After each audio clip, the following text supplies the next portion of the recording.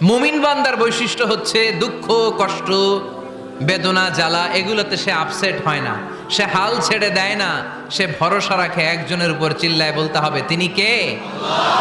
কারণ মুমিন জানে রাত্রি যত গভীর হয় অন্ধকার তমানিসা ভেদ করে সুবহে সাদিক হয়।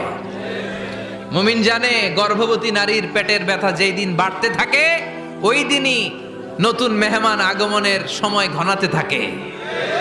মুমিন জানে তার জীবনে দুঃখ কষ্ট বিপদ যত বাড়তে থাকে সুখের দিন কাছে আসতে থাকে। এজন্য মুমিনের হারাবার কিছু নেই। ফা ইন্নামা আল উসরি ইউসরা, ইন্নামা আল উসরি ইউসরা। নবী হে, কষ্টের পরেই আছে আনন্দ, দুঃখের পরেই আছে সুখ। আপনি সমস্যায় পড়েছেন, ওই সমস্যার সমাধানও আছে না নাই? এই পৃথিবীতে এমন কোন সমস্যা আছে যেটা সমাধান নাই? কথা বলেন। সমস্যা তৈরি করেছে কে? আবার সমাধানও দিয়েছে কে? আল্লাহ ডাজন্ট ক্রিয়েট